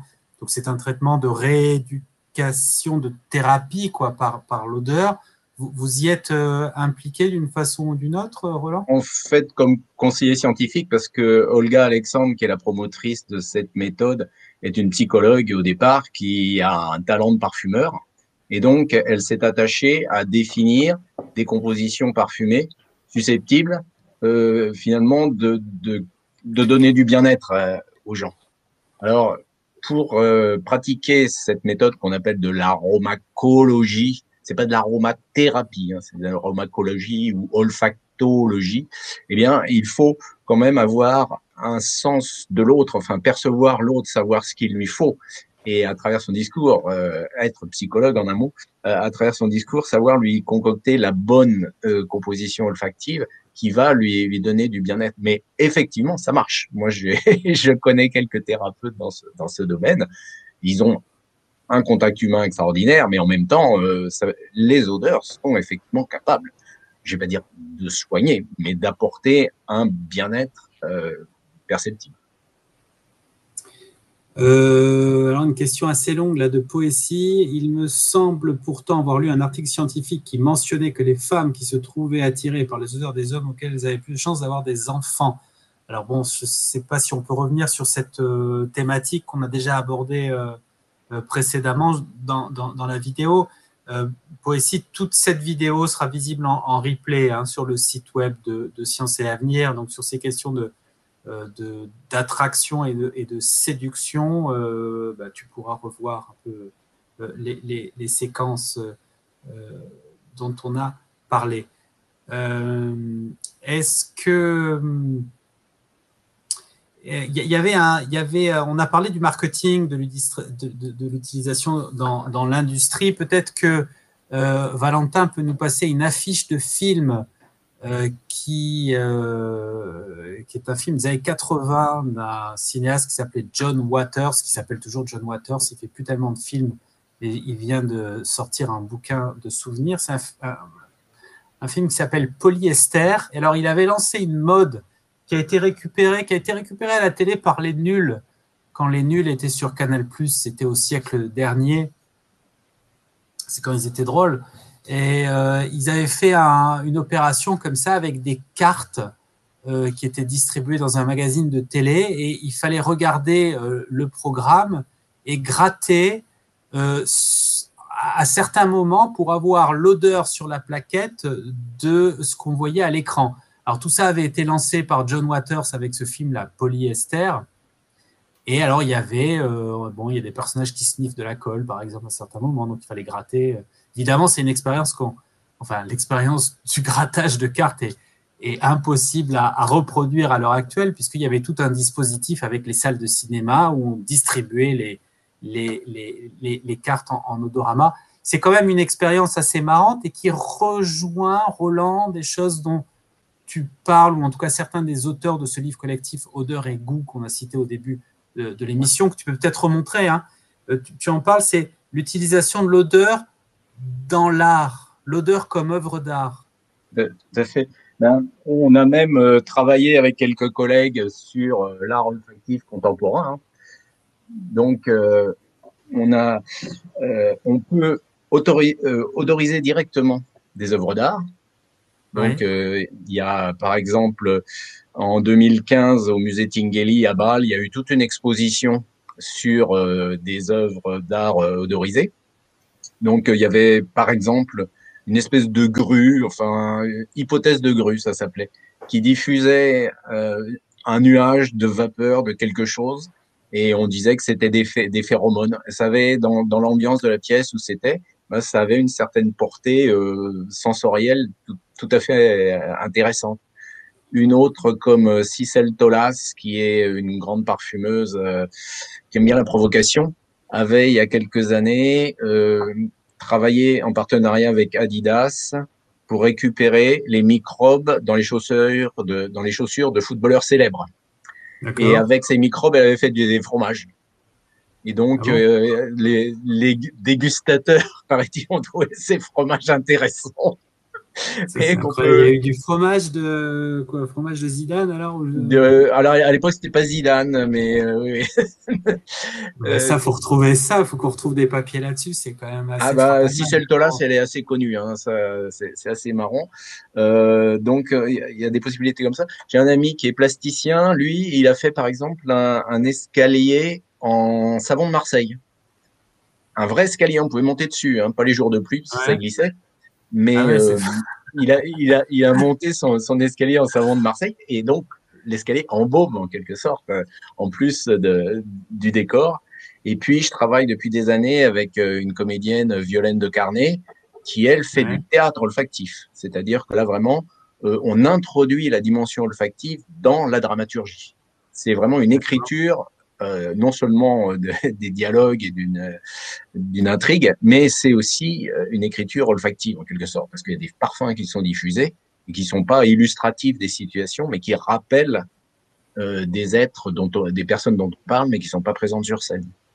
Donc, il y a une remarque vachement intéressante de Poésie là, qui dit que dans les jeux vidéo, parce que bon, on est sur Twitch, hein, donc quand même, les jeux vidéo, c'est l'ADN de Twitch. Il y a des jeux vidéo qui ont utilisé cette dimension odorante. Alors moi, je n'y connais rien, donc peut-être que certains de nos internautes peuvent nous en dire un peu plus à ce propos. Le dernier jeu, South Park. Alors ce serait South Park avec... South Park serait en odorama. Bon, écoutez, c'est sans doute avec des casques façon VR. Il y a des casques Real Feel. qui sont à la fois visuels, auditifs et olfactifs. Mais il y a une espèce de barrette de cartouches olfactives qui sont en collier ou sous le nez, quoi. C'est limité, hein. On est limité au nombre de cartouches d'odeur, mais c'est possible. Oui. Ouais, mais on se rapproche d'une immersion totale là. Hein. C'est Ouais, un tout petit à peu fait. ce qu'on voit Il y a dans. il y a des grands hôtels aux États-Unis aussi qui ont fait des espèces de cabines sensorielles aussi, où on avait aussi l'odorat pour évoquer leur chaîne d'hôtels dans d'autres pays, pour inviter leurs clients à voyager dans leur chaîne d'hôtels, des choses comme ça. J'ai Bon, une alors question là Poésie, sur les parce parfums. que Poésie fait un petit commentaire puisque c'est Poésie qui nous a donné l'info là sur les jeux vidéo. Il dit culturellement, c'est pas du très haut niveau cette utilisation des odeurs dans les jeux vidéo. Hein. Les odeurs simulées sont volontairement désagréables. Un coup de com, nous dit le sumo du 59. Roland, tu avais repéré une question. Oui, juste une question sur les parfums, parce que quelqu'un parlait des notes de tête, de cœur et de fond. C'est chimique, hein. C'est-à-dire ça correspond à la volatilité des produits. Donc en général, les notes de tête sont des notes hespéridées, c'est-à-dire des odeurs d'orange, d'eau de Cologne, de citron, qui sont plus volatiles. Ensuite, on a des notes de cœur qui durent plus longtemps, et puis les notes de fond qui stabilisent en quelque sorte le parfum pendant des heures. Bon, ben écoutez, là, il est 19h01, hein, on est arrivé à notre deadline. Là, bon, ben, vous continuez à nous mettre des commentaires. Choura70, les boutiques Disney sentent la vanille dans le monde entier. Il y a quelques années, j'avais fait un papier sur les boulangeries, en tout cas certaines chaînes de boulangeries qui utilisent des arômes artificiels, hein, je crois, de pain au chocolat ou de chocolatine, selon le coin en France où on est. Ça, c'est des pratiques aussi assez courantes, je crois. Toujours aussi intéressant, nous dit Assirem RDS. Mais bon, bah, écoutez, merci à tous. Hein, merci à nos deux invités, hein, Nicolas Meunier et Roland Salès, hein, de l'INRAE, tous les deux, neurobiologistes. On a parlé ensemble de la façon dont notre cerveau était réceptif aux odeurs. Alors on a fait ça parce que c'est intéressant, mais on a fait ça aussi cette semaine et pas la semaine prochaine parce que là on est dans la période de la semaine du cerveau, cette opération qui revient tous les ans, qui dure un peu plus d'une semaine, mais qui permet de mettre un gros plan sur cet organe extraordinaire qu'est notre cerveau. Roland Salès, on l'a dit, vous êtes vice-président de S-Cube, qui est une association de médiation, de vulgarisation scientifique, hein, qui crée des manifestations, des expositions scientifiques partout en France. S-Cube a un site web que vous pouvez consulter. Je crois que c'est Partageons les sciences. Valentin l'a publié tout à l'heure. Bon, je suis sûr que Nicolas Roland vous retrouvera dans des prochaines expos comme ça de S-Cube. Merci beaucoup à tous les deux. Poésie dit j'ai plus que 10 minutes. Il faut aller voir les replays. Hein, et puis il faut s'abonner. Hein, il faut s'abonner à cette chaîne Twitch de Science et Avenir. Et puis il faut nous aider à la faire connaître, hein, pour que vous soyez toujours plus nombreux à nous suivre les jeudis à 17h30 en vous abonnant. D'ailleurs, il y a un petit message à vous qui nous regardez. C'est Valentin, hein, mon collègue Valentin, community manager de Science et Avenir, la recherche, qui fait ce travail de régie, mais qui fait aussi la médiation de vos questions. Et on sait que sur Twitch, on peut solliciter les gens qui aiment bien les chaînes pour savoir s'ils ont envie un peu de faire de la médiation avec nous, des questions. Donc, s'il y en a parmi vous qui nous regardez, qui ont envie de tenter le coup, vous pouvez nous faire signe, nous faire un chuchotement, je crois qu'on dit, hein, sur la plateforme, hein, un chuchotement. Donc, n'hésitez pas à nous faire signe si vous avez envie d'essayer de faire de la médiation pour la chaîne Twitch de Science et Avenir. On revient donc jeudi prochain à 17h30, toujours sur cette même page, pour un nouveau débat sur un thème mystère, puisque je ne sais pas encore de quoi il sera question, mais je suis sûr qu'on va trouver d'ici demain. Voilà. Merci à tous. Merci Nicolas, merci Roland. Et bien, longue vie à la médiation scientifique, à des associations comme S-Cube. On en a beaucoup besoin par les temps actuels où les fake news fleurissent à tous les coins de rue. En parlant de ça, dernier petit mot, je vois quelqu'un compris. Nicolas, vas-y. Désolé d'intervenir, mais je ne sais pas si on s'est mal compris, mais le Covid-19 n'attaque justement pas les neurones olfactifs. Donc, directement. News, autant éviter d'en envoyer une dernièrement. D'accord. Voilà. Bon. Si dans le replay, on verra qu'on évoque qu'en fait, ça attaque les cellules autour des neurones olfactifs, mais que les neurones, eux, restent indemnes. Voilà, c'est une réaction à une des dernières questions là, qui est visible sur le chat. Merci à tous. À la semaine prochaine, à jeudi prochain, 17h30. Salut!